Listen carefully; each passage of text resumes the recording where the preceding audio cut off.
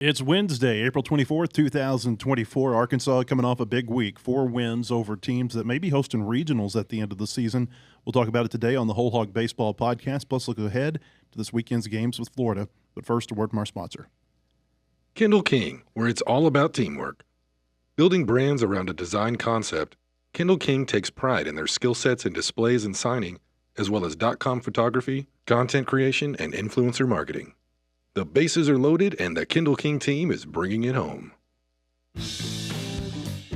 This is the Whole Hog Baseball Podcast, presented by Kendall King, the first podcast devoted entirely to Arkansas baseball, featuring insight from Arkansas baseball color analyst Bubba Carpenter. Here's your host, Matt Jones. And welcome in to our downtown Fayetteville studio. Thanks for joining us today on the Whole Hog Baseball Podcast, along with Bubba Carpenter, the Razorback great. Bubba, the Razorbacks beat UAPB last night 11-1 at Dickey-Stephens Park. It's the sixth time that Arkansas has played UAPB, and it's the fifth time that it's ended in a 7-inning run rule. But it's so interesting to me how games can just change in an instant. That game, through 4.5 innings, it's like, is Arkansas going to turn this thing on offensively? It's 1-1, and then all of a sudden this run rule has totally changed things because – I mean, within 40 minutes of real time, it went from a 1-1 game to game over in the 7th inning. Well, anytime you go to Little Rock and play, anything can happen. But you're right, the run rule has changed things. But you just feel like with the offense, it's just a matter of time before it starts to click in. And look, we're running some really good Tuesday night guys out there at them that they're not typically seeing.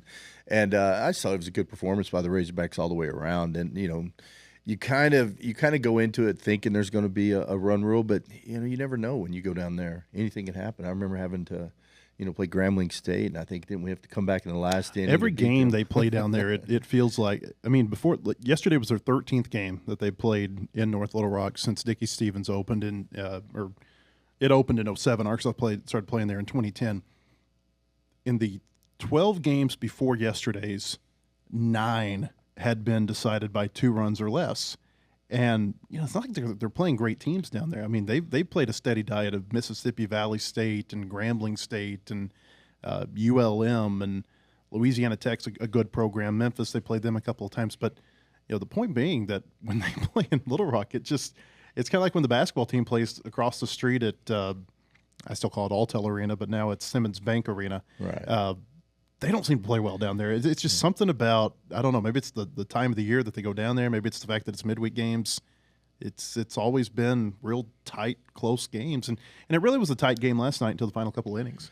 Well, I don't know if it has something to do with being on a bus. Like, these guys aren't used to getting on a bus, driving 3 hours, and then playing a game. I mean, baseball players are creatures of habit. And you're used to your routine, and that takes them completely out of their routine because what other time of year do they do that? 3 hours on a bus, play a game, it just kind of messes up their routine, and I'm not making an excuse for them. And, I think other teams come in, and I think they're excited to play there. They're playing at a minor league ballpark. I don't know if the Razorbacks feel pressure when they go in there. There's a huge crowd. I mean, obviously, it's, they're pro Razorback, but it's, I don't know what it is, but it seems like it always takes them a little bit of time to get going. It's just a totally different environment when Arkansas plays in North Little Rock. Talking about the crowd, there were 9,293. That was the announced attendance at Dickey-Stephens last night.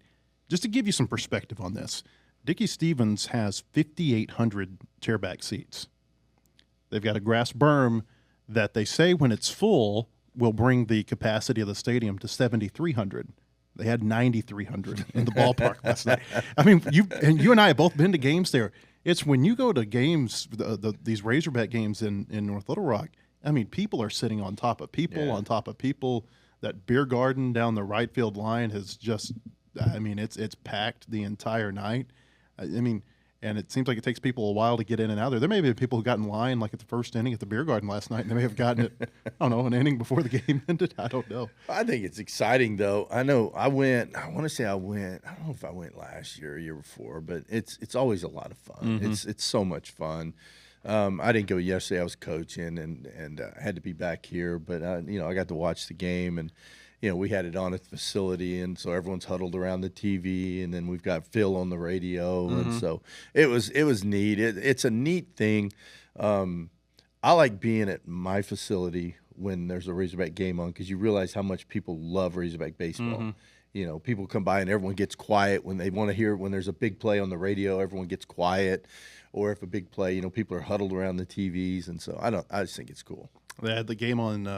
It was streamed last night. First time they've had a stream in North Little Rock in, gosh, probably 9 or 10 years since the SEC Network came into play. They took the Travelers stream and put it on the SEC Network, and they overlaid Phil's audio on top of that. You know, Arkansas, this tradition of going down to Little Rock and playing games at the Travelers Field really dates back to the 80s. Norm DeBryan used to take teams down there. He would actually take his teams down and would scrimmage the Travelers at Ray Winder Field. Did you ever go down and play at Ray Winder? No, we never did. We never got to do that. We scrimmaged at George Cola all the time. Though. We always played JUCOs in the fall, and we hated it because it was like 8 hours at the field because there were no restrictions back then. So, you know, we would just play all day. You know, we'd eat a Snickers and a Coke and keep playing. Well, that's a good segue into talking about the Arkansas-South Carolina this weekend because I do want to talk about the doubleheader. First, if you're watching us live here on Twitter, we appreciate you watching us, or X. I think that's what we're supposed to call it now. Drop us a reply there, and we'll give you a shout-out on the air. We appreciate you watching us. I met somebody last week, John in Quincy, Illinois, who says that he watches our podcast every week. So it's kind of fun to see where people are watching us from. Let us know where you're watching from. We'd love to hear from you. Arkansas beat South Carolina last Saturday in a doubleheader. Lost the first game, but won the second game of the doubleheader to win the series. And the thing that stood out to me, Bubba, was well, first off, it's just the response. And we talk about the response of this team all the time. But, you know, South Carolina wins that first game of the doubleheader.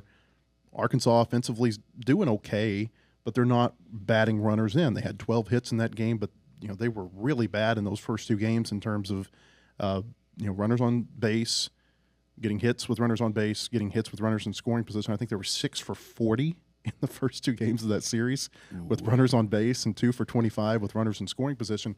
But then it turned in game 3 when they're facing the back of the South Carolina bullpen. But you've sat in dugouts like that. I mean, that's not an easy thing to turn around after you've lost. You're on the road. You don't have the comforts of your clubhouse to go back and hang out in. And, you know, Dave Van Horn talked about it afterward. South Carolina got to go change uniforms, maybe take a shower, get to hang out in the air conditioning. Arkansas just kind of comes back out and plays the game in the same clothes that they were wearing earlier that day on a real muggy day in South Carolina. Yeah, and to me that says a lot about this team, though. And I've told you all along, you know, there's complaints about the offense and, you know, people complain about different things. There's something about this team that's special. I think it's a tough team. It's a kind of a resilient team. Once again, it's a reflection of DVH at the top. And I think for them to battle back and win that second game says a lot about it. It was a frustrating game. That first game was frustrating. I would say they left 13 runners on base, 12 hits, 3 walks. I mean, they had a lot of guys on base. They just couldn't get that big 2-out hit. But, you know, they had a chance to win it. You know, they came back, had the bases loaded in the 9th inning. Anytime you can battle back and at least give yourself a chance to win, you feel good about it. Now, they didn't come through. Peyton Hull hit a comebacker, and I think Jason Jones struck out at the end of the game. But you still gave yourself a chance to win that game. And so hopefully that, you know, that probably helped going into game 2. But to sit there that long, like I said, it's not easy, especially these guys aren't used to that because they're kind of spoiled at Baum Walker. But I think it says a lot about this team. There was a lot made about the between game dining by the Razorbacks, right? Or lack thereof. Peanut butter and jelly sandwiches, bananas, smoothies. And I think back to it was your first year calling games. They played a doubleheader against Kent State over at Baum. And Arkansas beat Kent State in game 1. Kent State blew them out in game 2. I think it was like a 10-4 game. And Van Horn afterward said something about, you know, Kent State, they had just had a Snickers in between game, and Arkansas had some sandwiches brought into him. He just felt like they looked sluggish. Yeah. And then he was recalling that later in the year when they beat Texas at the College World Series. Remember they had that 3-hour, I call it the sun delay. It never really rained in Omaha, but the sun was out. Frustrating. But there was lightning back in Iowa that kept delaying the game. And Texas had trays of sandwiches brought in during that 3-hour delay, and Arkansas had trays of sandwiches brought in, and they sent them back. because they didn't want to have full bellies when they went back out, and they whipped Texas after the game resumed. Yeah. It's kind of interesting, just that and what kind of decisions like that are made between games. We don't know what South Carolina did, but we do know that Arkansas had peanut butter and jelly. Well, plus they had smoothies. And smoothies, yep. I hate to sound like the old guy in the room, but back in the day, we played doubleheaders on Saturdays back in the day in Southwest Conference. Between games, we didn't have a clubhouse. Old George Schofield, there's no clubhouse. There's we dressed up at the Broyles Complex and came down, and we would get a Snickers and a Coke between games. I would have killed that, a smoothie back then. I don't know if they had smoothies back then, but had they created smoothies then? I don't think there's anything unless you got someone back in the back whipping them up. But so it was different. But I mean, we didn't know any better. Yeah. We didn't know we had it rough. To me, that was the best Snickers and Coke I ever had in my life. I thought in Game 2 against South Carolina, the thing that stood out to me was, in addition to getting the timely hits, the fact they were going opposite field and up the middle. Yeah. They had 9 hits in that game. 8 were to opposite field. 1 was up the middle, a Peyton Stovall single. Saw that a little bit last night against UAPB, not quite as much. The wind coming off the river down there, I think, knocked down some balls that probably would have been extra base hits to center field. Right. But is that the sign that a team is maybe locked in offensively when they're going up the middle and the other way? Because it seems like it is to me, but I haven't been in the batter's box like you have. Yeah, and I think those 2-strike hits are so important. It's 2-strike, 2-out hits, but yeah, they're staying on the ball. I know Peyton Holt had a really good base hit, 2-strike base hit where he just kind of reached out and poked it to right field. Kendall Diggs had a hit the other way. McLaughlin did. Aloy blooped one in down the right field line. Just good hitting, and that's what you want with 2 strikes. I want my guys to keep their nose on the ball, and I know Nate Thompson, Bobby Warnes, they work a lot on that. Staying on the ball, driving it the other way, and so I think it really showed that inning. Kind of the resilience of this offense and kind of the potential that this offense has. And so, it was a good win. It was a really good win, and so, I think battling back after the frustrating loss before, I think, is what made it more important. It's kind of made it a special win. So they've had better offensive numbers the last 2 games. How do you balance the knowledge that they are hitting better with the fact that the pitching that they've seen the last 2 games is not what they're going to see on Friday and Saturday in the SEC? Well, I look at at-bats. I look at how we control the at-bats, and I'm seeing our at-bats getting better. And when you start winning pitches, then you start winning at bats, and then next thing you know, you're getting more runners on base, you're scoring more runs. It just feeds off of each other. What I don't like are the non-competitive at bats where you go up there and you swing at a first pitch change up away and you roll over it, or you get jammed on a first pitch 2-seamer in and you pop it up. Those are the bats I don't want, and I'm seeing a lot of good at bats out of these guys. What I call professional at bats. Because we were seeing non-competitive at-bats. Game 3 against Alabama, that left-hander carved him up. Yeah. Even, I thought, probably the first 3 or 4 innings against Texas Tech. Again, it was, I think that Texas Tech starter in the first game of that series had like 33 pitches through 3 innings, which is an indication that, they're not really taking a lot of pitches. Right. Are you seeing more competitive at-bats since then? Yeah, I think so. Now, I'll tell you, Texas Tech threw some different looks at us. It's hard to explain. They had different arm angles. They had some guys, big, tall guys, throwing 6'6", 6'7" release points, pitching downhill. They just threw some different looks at us, and I think it took a little bit to adjust to that. But I thought we did a good job battling and finding a way to win both those games. But yeah, I just see our approach better at the plate, up and down. I like the fact that we're still not striking out very much. And, I think in the past that's been something that fans have complained about a lot, is we strike out too much. Well, we're putting the ball in play. We're finding a way. And that's why if you look at our offensive numbers, you wouldn't think that we're first in the West if you just looked at our offensive numbers. Now, you got to compare that, obviously, to the pitching and all that. But I think a lot of it is we're just finding ways to get runners on base and then getting that big hit when we need it. I say all the time, it's not what you hit, it's when you hit. And we're getting that hit when we need it.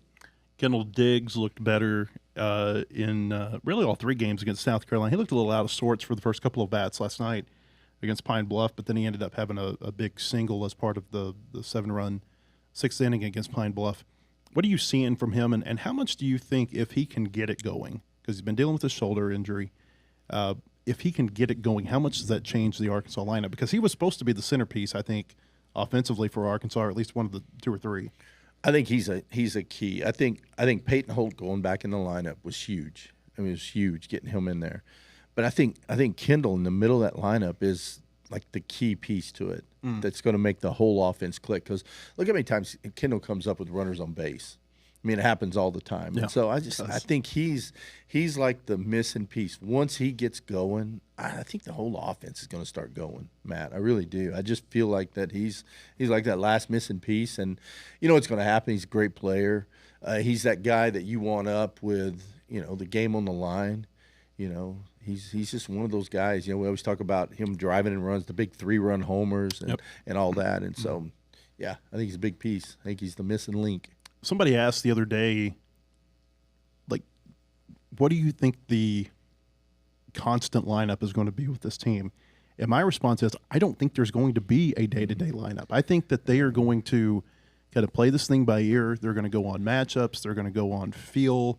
They're going to go, I think there's going to be a lot of things that play into this. So like, for instance, I think Hudson White's going to start 2 times a weekend. And I think either Helfrich or Rowland is going to start once, and it's going to be dependent upon what's the matchup that day. I think at DH, you're going to get Nolan Souza in when you've got a right-handed pitcher. Mm-hmm. I think you're going to have a right-handed, maybe a Jason Jones or somebody else in. I mean, it's going to be all about left field. I think left field's going to be based on matchups. They played Ty Wilmsmeyer in Game 1 against South Carolina because they thought with how windy it was at Founders Park that they wanted to have someone a little bit more reliable with their glove that night. But then the next day when it's not so windy, he's not in the lineup. It's just going to be a feel, I think. And I don't know if that helps or hurts a team, but I think that's going to be how it goes. And it seems like for the most part, they've got a pretty good feel of the pulse of this team, and they're pushing the right buttons more often than not late in the game.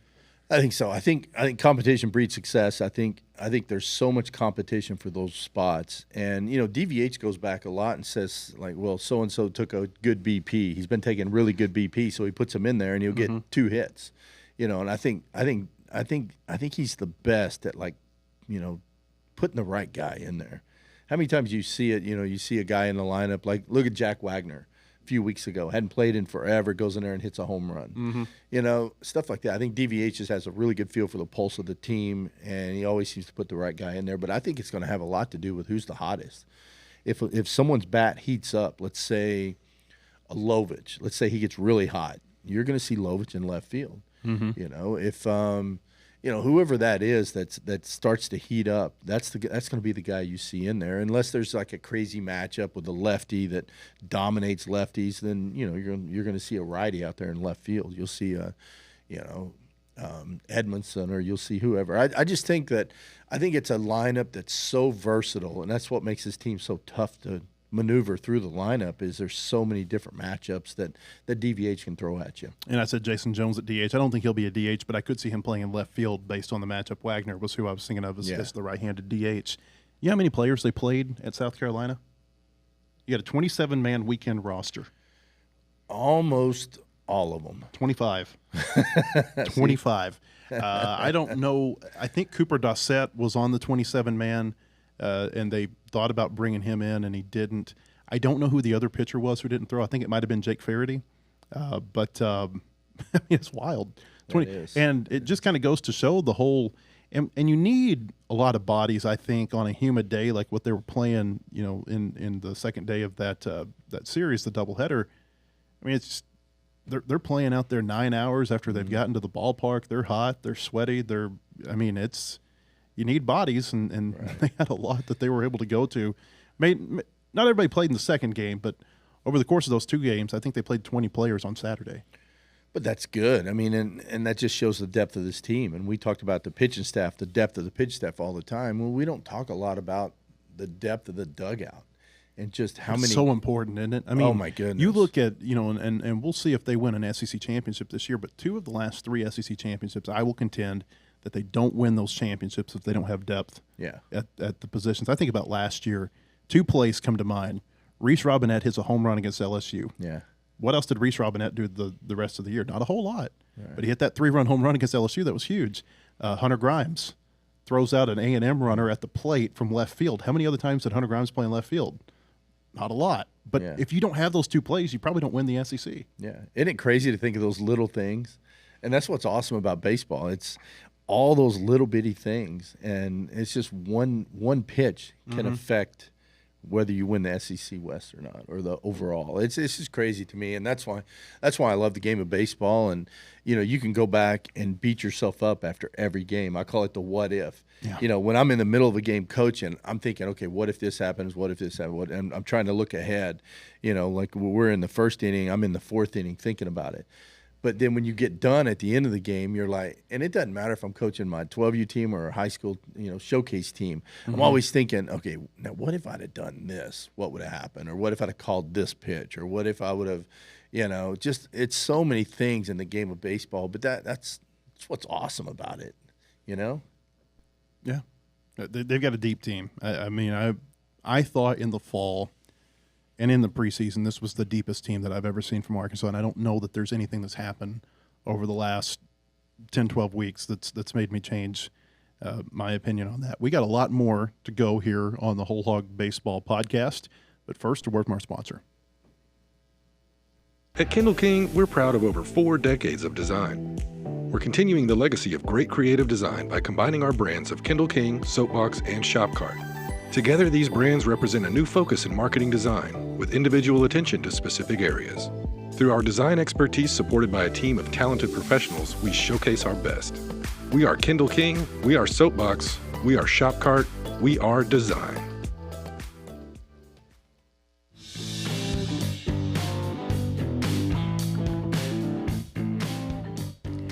Hey, welcome back to the Whole Hog Baseball podcast. I had a little fumble there I took a drink of water.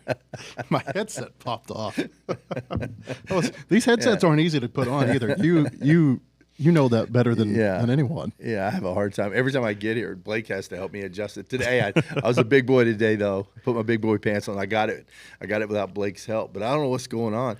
Sometimes I get in the booth at Baum Walker, and I put it on, and the mic's over here. I'm like, wait, did they switch headsets? And I flip it around and make it work. So I do high school football play-by-play. Which side of when you're wearing that headset, which side do you put your microphone on? Mine's on this side. On your right? See, yeah. I can't do it without it on my left. See, I can't do it. It's so weird what right. your preference is. Yeah, when it's over here, I like talk crooked. Everything, it's like I don't know, it just doesn't work. It's weird. We're creatures of habit, see? Certainly, for baseball. Sure. All right. Each week, if this is your first time watching the show, we've got a Q&A session where we ask our users on our message board at wholehogsports.com to ask us their questions, and we've got several today. Blake Sutton, our producer, is going to read those to us. Blake, what you got? Hey, guys. All right, first question is from Gentry Razorback. It's to the point. What is going on with Will McIntyre? Will McIntyre was really, really good for the first several weeks this year. He's run into a little bit of a rough patch the last 2 weeks. Look, I think a lot of it is guys are sitting on that cutter, and I really do. I don't see a difference in it. If there is, he's missing a little bit glove side with his cutter where he was landing that pitch on the outside corner. He's missing a little bit with it. But I really think a lot of it is just guys are game planning around that cutter. You see them going up there and they sit on the cutter. I know Tennessee did it to Kevin Kopps a few years ago, where they sat on that cutter. It was the only team that hit the ball really hard against Kopps, and I think that's what a lot of teams are doing because with all the scouting, they know, that he uses that pitch 85% of the time. Now you can see, but as the catcher can see, he's got the best view. He can tell if a guy's sitting on the cutter. So if he's sitting on the cutter, you got to throw that fastball and try to bust him in with that fastball, and then you can go back to the cutter and get him out. But I don't see analytically and like just visually, I don't see anything mechanically different in what he's doing.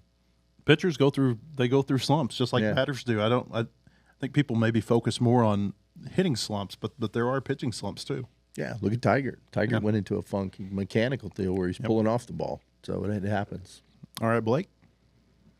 Okay, next one comes from LD Hog. Is Clay Goodwin in the dugout for games, and is he allowed to coach in practice? Do you know what LD stands for, by the way? Little Debbie. Is it? It really is. Yeah, I used to work with Little Debbie. I had a lot of stuff going through my head right there. I was saying.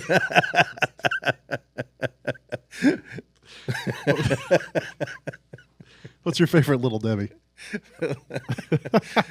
I like those little swirly cake things. The zebra cakes or Swiss rolls? The Swiss rolls. The Swiss rolls, and the zebra cake. Zebra cake's probably my favorite. Yeah, the zebra cakes are good. They're really good when they're repurposed at Christmas time as the Christmas tree cakes. Yeah. Blake, what was the question?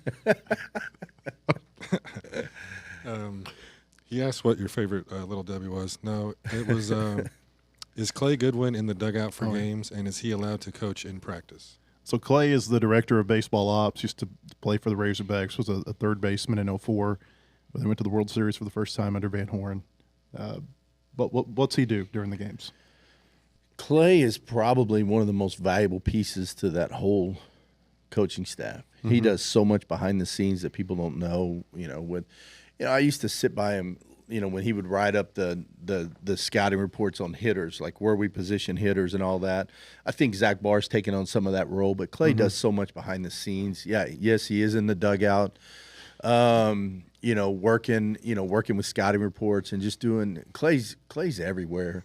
Big part of batting practice, just a big part of everything that goes on with Razorback baseball. And like I said, I think he's kind of an unsung hero, that doesn't get enough credit. I'm sure DVH gives him a lot of credit, but he does so much behind the scenes to help Razorback baseball that he's a valuable piece of that whole coaching staff. And, man, we would miss him if something ever happened. Apparently he throws a pretty good BP, right? He throws a great. There's some BP. value in that. There is so much value. I stand behind the cage when Clay's throwing, and I'm like, man, I wish I'd have had you back in the day, because there's a direct correlation. Every bad year I had a bad BP coach. I had without boring everybody, Dave Schuler was a left-handed pitcher, pitching the big leagues, was pitching coach. The worst guy ever to take BP off of. I had every year that he was on the staff throwing to me, I had my worst season ever. Couldn't hit him. He tried to get me out during BP, and Anyway, so Clay's real valuable. All right, Blake. All right, next question comes from Gold Surfer. What position do you think Nolan Souza will play next year? I mean, there's going to be a lot of potential landing spots, I would think, for him just because of who they're losing, but I mean, that's an interesting question. Where do you see him? Because I think he's played a pretty good third base with Jared Spraglott out. Okay, so Phil and I disagree on that. Believe it or not, we disagree on something. Phil Elson. Phil sees him as a third baseman. I think he could play anywhere. I see him more. You hate to lose his athleticism. Not that Caden Wallace was a very athletic third baseman. I'm not saying you don't want an athlete there, but boy, up the middle, he covers so much ground. I'd love to see him at second base next year. Yeah. I could see us bringing in like a big donkey left-handed or big donkey hitter that can play third. And that'll open Souza up to play second base. But you never know. He could play third. He could play center. Souza's an athlete. He could play anywhere on the field. He's just one of those guys. He's kind of like a Peyton Holt. I mean, the guy's one of the probably the fastest guy. If you put him and Wilsmeyer together, I think they're definitely the two fastest guys. Neck and neck. But I think he could play anywhere. I think it depends on what they bring in. But you know what I mean about bringing in a big hitting third like baseman. Caleb Cali. Yeah, like a Cali type guy.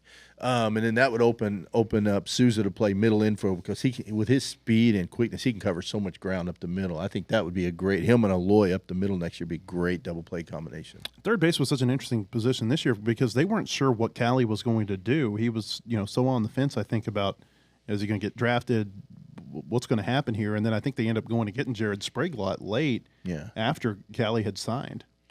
Well, look, that goes back to the draft. Boy, if you want to make DVH mad, ask him about the draft and the timing of the draft. It's not fair to college baseball coaches. It's already hard enough with the transfer portal and the NIL and all that, and then they move the draft back, and it just makes it tough. But yeah, it's hard for a coach because you're at the last minute a guy decides to go into pro ball, and you're like, well, where's my third baseman? So it makes it tough. But I think it's a good problem to have. I honestly think Souza could play just about anywhere. If Aloy went down, he could play short. Souza made two really good plays at third, though, in the doubleheader against South Carolina. I think it might have been game one. He covered he fielded a bunt that I thought was just outstanding. Yeah. And then also there was a play where you just kind of put a little mark by it because it doesn't really look like much in the scorebook, but it goes down as an infield single. But if it gets past him, it's an RBI single for South Carolina. And I don't know, I've been impressed with the defense that he's played at third because I don't know that I knew that about him, that he was that kind of player at third. Yeah, and but then you see his inexperience last night. First inning, a pop-up in the infield, gets dropped. Was it windy there last night? I mean, there was some wind coming in out of right field. There always is there in North Little Rock, coming off the river. I don't think that's his ball. I think that's Stovall's ball. I don't know how deep Stovall was playing there, but he was on the first base side of the mound when that ball hit the ground, and then there was a slow roller that he kind of didn't get to. Kind of came. It's a do or die play. Didn't make the play, but I think that's just lack of experience. I think the more he plays there, the better he's going to get. All right, Blake. All right, next one comes from podcast superstar You the Man. Why does Kendall Diggs take a first pitch almost every time? You waiting on me? I'm waiting on you. You're the hitting expert. Look, Kendall's a patient hitter, and I think he goes up there. Now against South Carolina, he ambushed him a couple times on first pitches. He just goes up there with a plan and approach. Some guys are there's been a lot of really good hitters in the major leagues that have gone up there and not swung at the first pitch. I think it's just a matter of him working into the count. I think if the right situation comes up, he'll go up there with the first pitch and he'll hammer it if it's where he wants it. But a lot of hitters, like for me, 0-0 is like 2-0. Don't swing unless it's what you're looking for.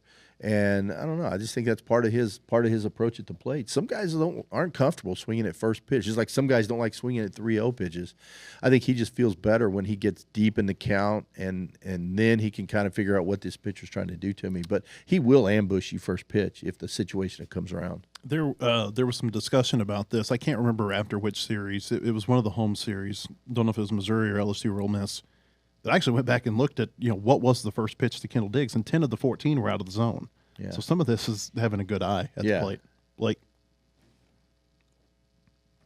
All right, last question is from Danny. How can Arkansas improve its batting average, and what has the team done the last few weeks to improve it? Well, so they've improved it by 2 points over the last 3 games. It went from 271 to 273, and that's actually with 3 fairly well hit games. I mean, they had a 12-hit game, a 9-hit game, and a 9-hit game during that time frame. But here's what when I saw this question come through, here's what I thought about. You remember Ole Miss 2 years ago when they won the championship? Yep. They told their players something at some point in the season. It's like, look, your batting average, you're not going to get it back this year. It is what it is. I think that's kind of how you have to approach this the rest of the year. It's like, hey, you're not going to have the 307 batting average that you won, or the 330, or whatever your personal goal was, if such a thing even exists. But you've got the potential to go out and be effective every game, and I think that's probably kind of the messaging right now. I think so. Here's where hitters go wrong. Hitters try, and this is going to sound so stupid, people are going to roll their eyes. Hitters try to go up to the plate and get hits. You can't go up to the plate and try to get a hit. You're doomed for failure. You got to go up to the plate and put together a quality at bat. That's the key, and I call it winning pitches. That's what they preach down there. Win every pitch, win every at bat. And I think we're going the right direction. I think you're right about the batting average, but you brought up that 2022 Ole Miss team. They were struggling, but what happened at the end of the year? They got hot, and they go and they win the whole thing. But when we played them early in the year, they were struggling. They couldn't hit the ball at all. But we knew they had good hitters on the team. I'm looking at their lineup, thinking, "Wow, how are these guys not winning?" But I think it's really just a matter of going up there, and I think early on you look at it like an Aloy. Aloy was trying to get hits, and you just got to go up there and have a quality at bat. And if you do that, the results will be there at the end. But it's what I teach at all levels, Matt. It's just going up there and just trying to win pitches. If you win pitches, you win at bats, and if you win at bats, you're going to end up on base. And if you get on base, we win. I go to my whole team like, if you get on base, you get on base, we're going to win. It kind of comes back to Do you like OPS better than batting average?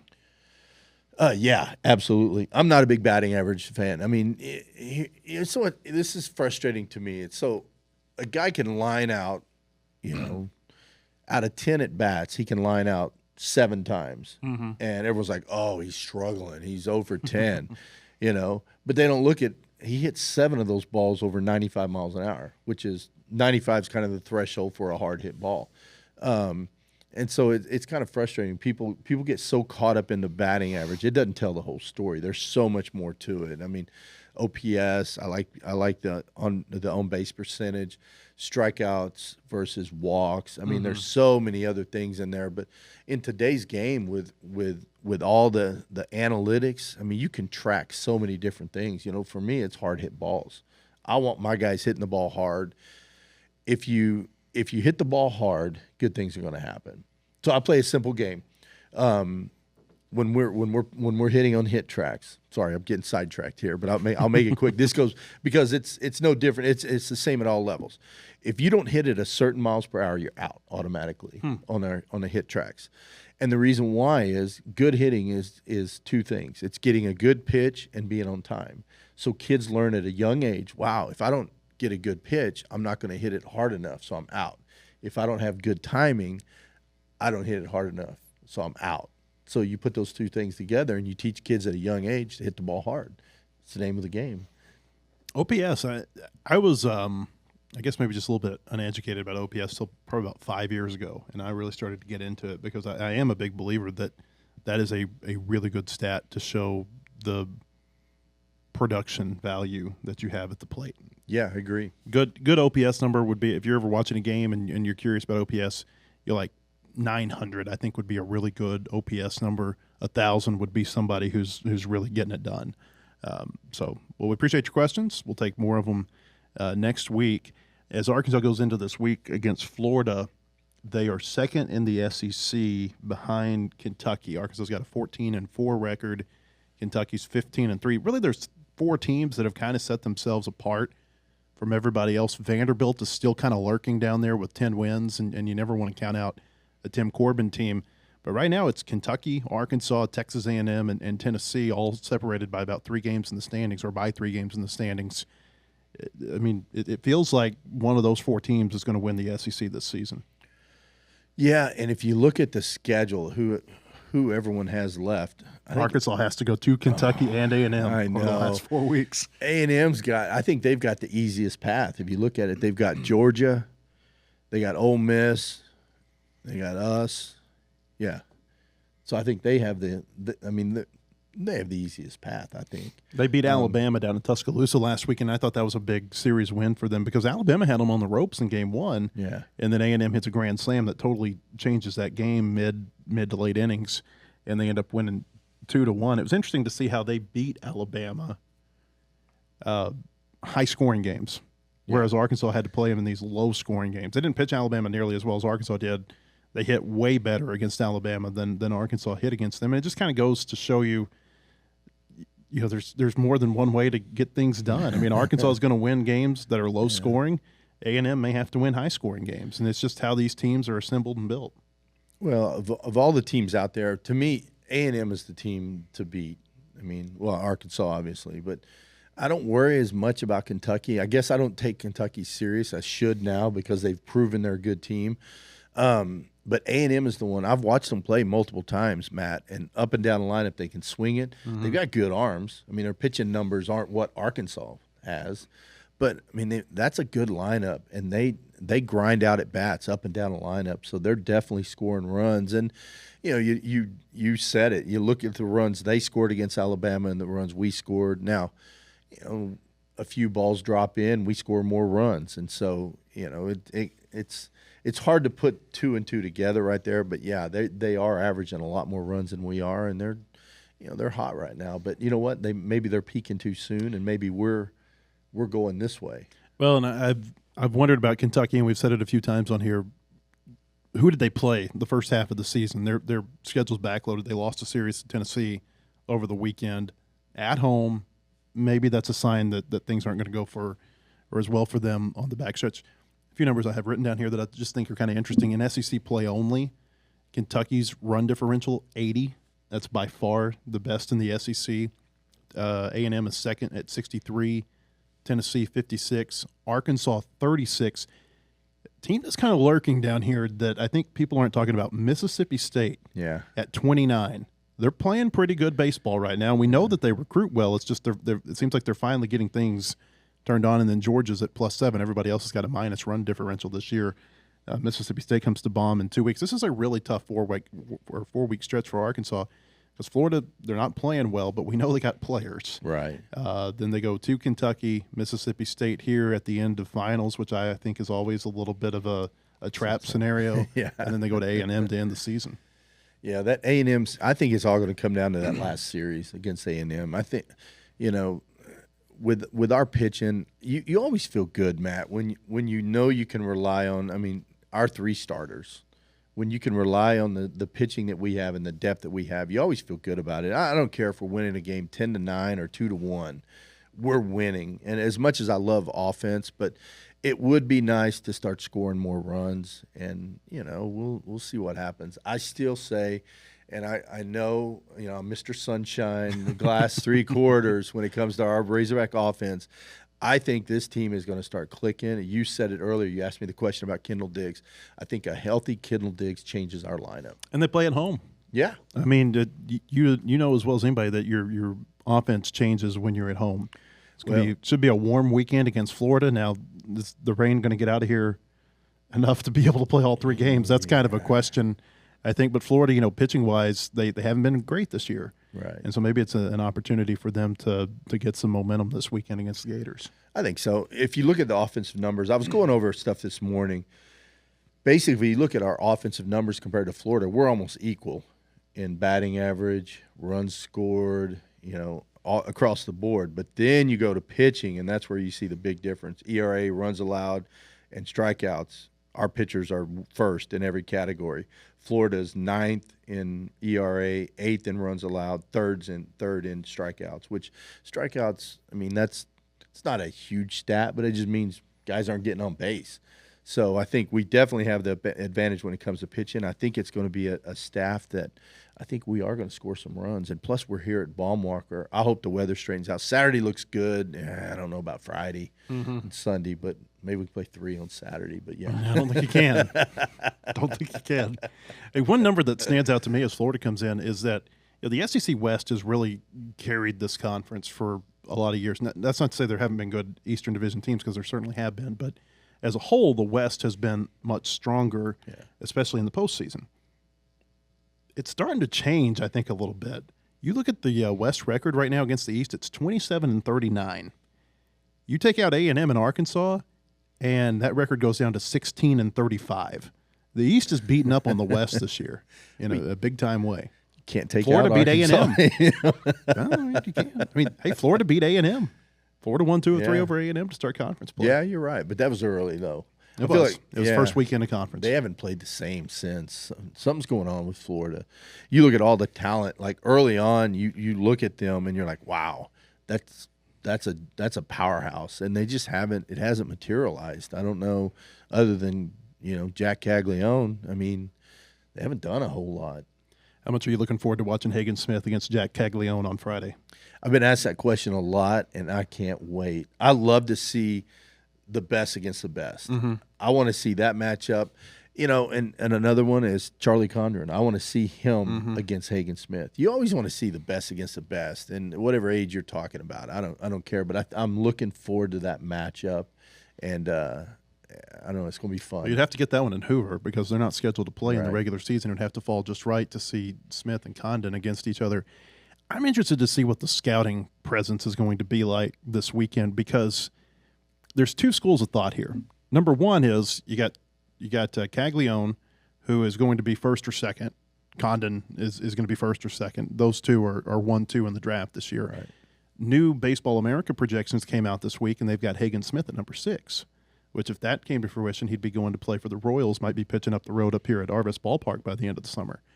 But going back to how many scouts are there, there's 2 schools of thought. Number one, you got these 2 really highly rated players that would draw scouts in.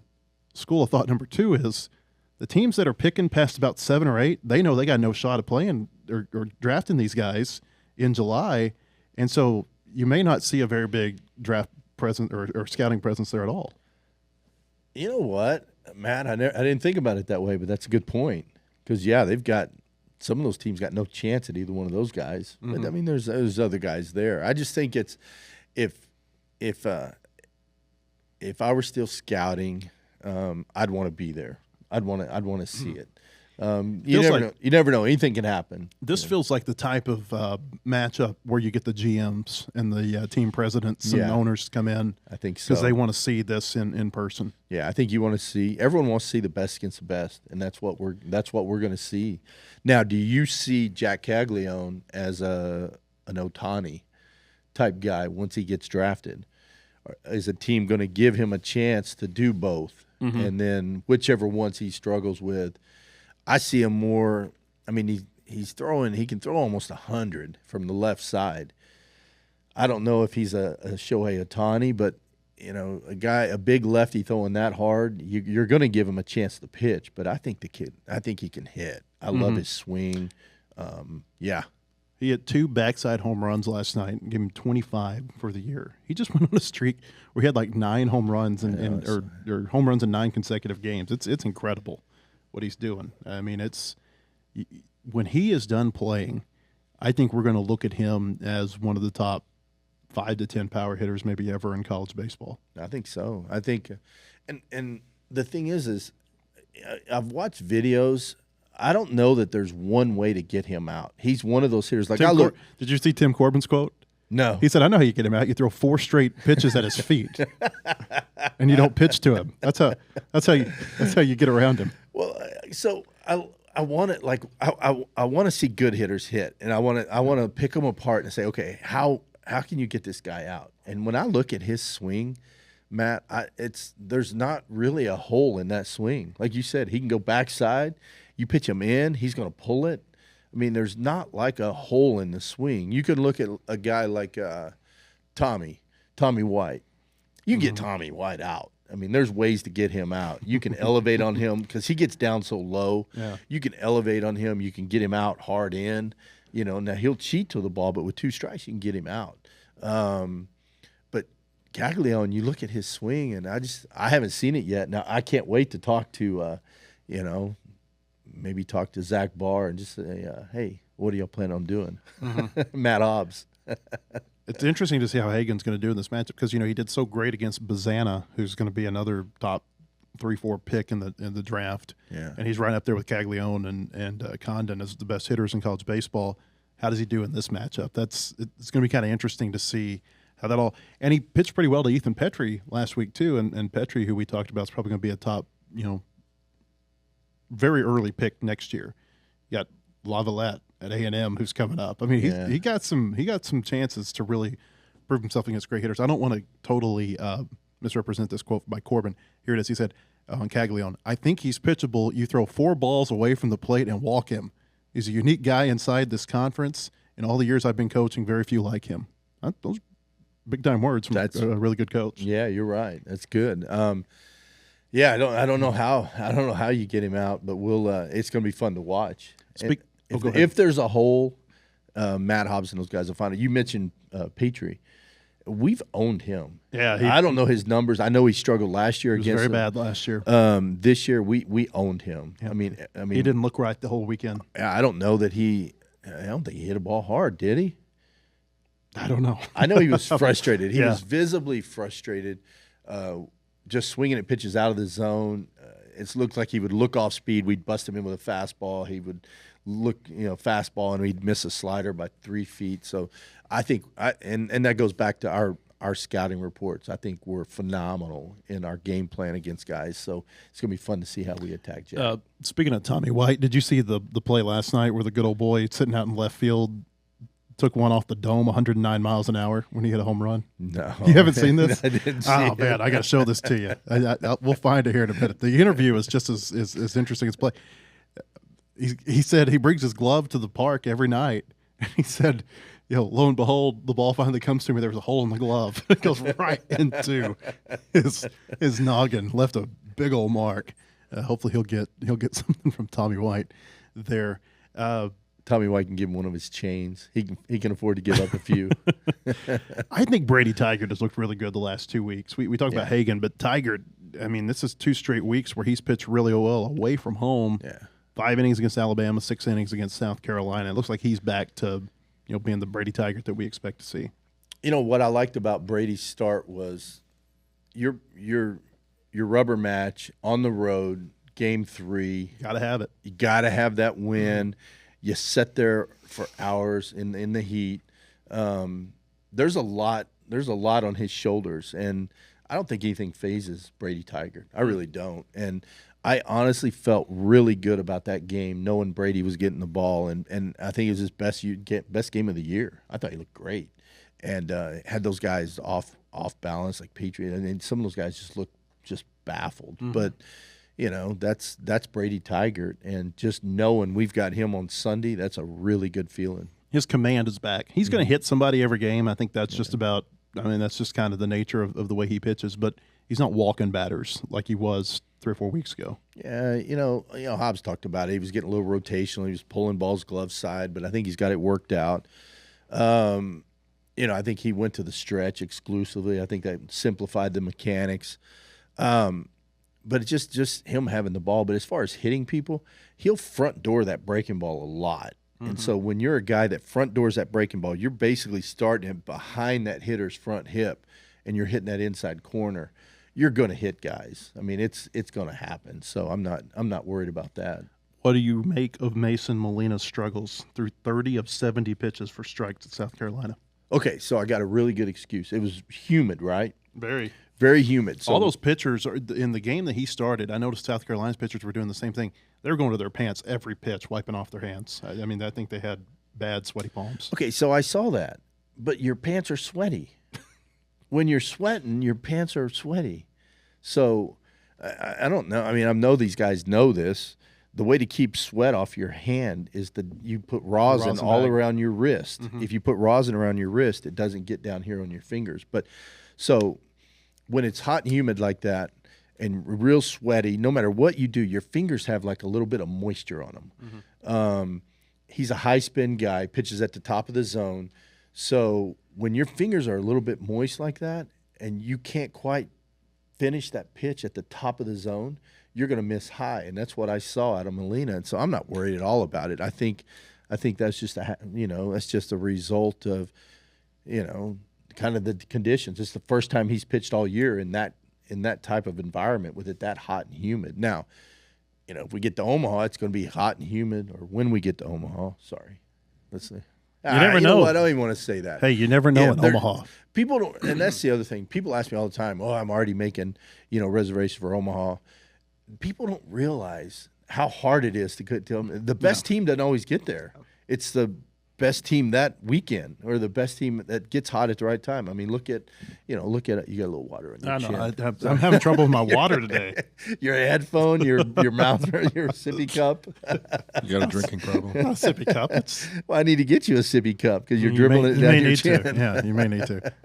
But on Molina, I really think that was a big part of it. Now, I haven't asked Mason, but I mean, I just know from being around guys and when the weather's like that, but you've got to be able to adjust and figure it out. And so I think he will. I think he'll be back on this weekend. There have been some very humid games in Omaha, and then there was a game in 2018. I can remember because I only remember this because of the hotel I was staying at. Those days in Omaha, they're very blurry. I think when you're up there covering it, I felt like I was walking outside to go to a Big Ten football game that morning. So you never know what you're going to get in Omaha in June. Speaking of Omaha, Arkansas's 04 team is coming back to Fayetteville this weekend. This is the team with Brady Toops and Charlie Boyce, and we talked about Clay Goodwin earlier. Blake Parker was on that team. A lot of really good players. You go on and on. Danny Hamblin, Jake Duggar, guys who are really influential to, I think, the foundation that Van Horn was able to lay at Arkansas. And, I'll say this, and I got a column that I'm preparing for the weekend about this. Arkansas's had, I don't know how many teams have been to the semifinals of the College World Series. They've had a couple of national runner-up finishes. I think the 2004 team is the most impactful team that Arkansas has ever had because if you were here in Fayetteville during that time, you felt it. You felt this groundswell of, fan support and momentum and everything around the program. Not to say that it wasn't there before, but it was something about, they just caught lightning in a bottle, maybe the best way to put it. And the program's just been on an upward trajectory since. But the Toops Grand Slam against Wichita State, we both were talking about this earlier, biggest hit in program history. Biggest hit in program history, no doubt about it. Even though it was just in a regional, and it didn't win them the regional. I mean, people forget they had to beat Wichita State and Gene Stevenson again later that day. But, the Wichita State games, the Florida State games, just a huge 8-9 day stretch in Razorback baseball that totally changed the course of the program forever. Hate to change the subject. I heard there was a really good team in '89 that had a really good influence on Razorback baseball. Okay, no, sorry. To 2004, you're right. You and I talked about the Brady Toops thing. That I just feel like that swing right there changed Razorback baseball. It's crazy. Totally changed it. Totally. I mean, it's just. But you look back at all the guys on that team, and you and I, when you and I were talking about it before, I went back and looked at the roster, and I didn't realize all the guys that were on that roster. And I talked to Trey Holloway this morning, and Trey's actually a coach for me. It's pretty cool. I've got Charlie Boyce, Trey Holloway, Jay Sawatsky, Daryl Madej are all coaches that coach our guys, our little prospect guys. And I think it's really cool that those guys are up there. They're such great role models. They were great players back then, but now they've got kids, and they're awesome with the kids. And it's so much fun to watch how they coach. Because you're a great player doesn't make you a great coach, but it's just neat, and I'm real fortunate to have these guys up there and get to be around them. But I talked to Trey this morning. He told me a couple of really cool things that I didn't even know. In 2004, they took the turf up, and they went to natural grass because they played turf in Van Horn's Van Horn's first season was their last season with the turf at Baum. Yeah, so in 2004. In the fall, they're putting natural grass down, so they had to practice at Tyson Park in Springdale. And Trey was like, "Man, it sucked." He said the fields were horrible, the guys hated it, but they didn't even get to practice at Baum Walker that whole fall. And they were picked last in the West that year. Yeah, they're picked 11th out of 12 in the SEC. Yeah. And so, you think back at all. Just I don't know. It was pretty neat. It was fun talking to Trey about it this morning. So some pretty cool stuff. It was really DVH's first recruiting class that he brought in. It was Jorney's first year back. Dave Jorn's first year back from pro ball. So, I mean, there's a whole lot of things that just kind of came together that year to form a really great group of guys. And I think it's really cool that they're all coming back this weekend, and they're all going to be at Baum Walker. I think it's going to be a lot of fun. I mean, you think about the coaching staff. You had Van Horn, Jorn, Matt Deggs, who's done great things for himself. Tom Pagnazzi was the volunteer assistant that year. And, players, you can just go on and on. Players who I think were really influential. Scott Hody, if nothing else, for his walk-up song. I mean, it was a very fun time, I think, to watch Razorback baseball. And because of, where they had been, not a whole lot of success in the SEC up until that point. They did win the SEC, one of Norm's final years as the coach, but it was just a total about face, I feel like, from where Razorback baseball really had been. And then it's, like we said, it's just been kind of, down the track since that point. Yeah, I think so. And I think it's neat that a lot of those guys are still back in this area, and they're still a big part of Razorback baseball. They still go to games, and they're still involved, and I just think it's really cool. And so, it's a funny Scott Hody story. I'm flying with Norm DeBryan and Ryan Fox and a couple other guys. We're flying to Morrilton for a Razorback Golf Foundation tournament, and we get on the Razorback plane, and I haven't seen Hody in a while, and I love Scott Hody, and he turns around and looks. He's in the captain's seat flying the plane, and I'm like, oh no, because it's gonna be a bumpy flight. But it was good. We made it. We survived. I don't know if a lot of people remember this. Scott Hody actually was like a backup walk-on punter for Arkansas after his baseball career was over. Oh, really? I didn't know that. I just remember that they were practicing. This was back when you could actually see into football practices. They weren't, closed off like the whatever. But you could walk down Razorback Road and you could see the players out there, and he'd be out there punting, and you'd hear people up on the road, Hody, Hody, Yeah. And so it was kind of interesting. One of those things you don't forget. So the 04 team's going to be back on Friday. I think they're going to watch the game Friday night, and then they're going to be recognized on the field on Saturday at noon. It's an early first pitch on Saturday, noon.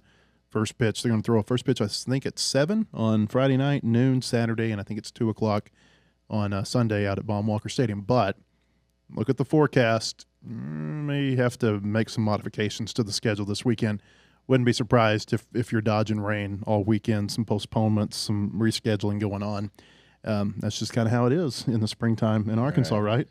It is, and it's kind of unfortunate. And what you have to watch out for is the weather on Friday night. You don't want to take a chance on losing Hagen's start. So you got to make sure if you start that game that you're getting your 5 innings in at least. So. If nothing else, Caglianone's going to be batting third for Florida. So as long as they can pitch the top of the first inning, you're going to get to see Hagen against Caglianone this weekend, right? Yeah, but wouldn't that suck to go 1 inning and then we get rained out and bang? For the rest of the weekend? I think DVH won't let that happen. No. We'll end up playing 2 on Saturday if it comes down to that. But, yeah, it's crazy. I need DVH's weather app because mine shows rain all Friday and Saturday looks good, but Sunday looks rainy again. I think they are in communication with somebody over at the Weather Service in Tulsa. I think that's how that works. I may be wrong about that, but I think that is how it happened at one point in time. But when they played San Jose State in Game 2, the night that Calipari was introduced as the basketball coach, the game ended, and within 90 seconds, John Williams came over the public address and said, "Hey, we got lightning within 8 miles." I mean, they got that in just in the nick of time. That was perfect. And I saw Roy walking out on the field and talking to DVH right before that happened. You got the last out just in time. Yeah.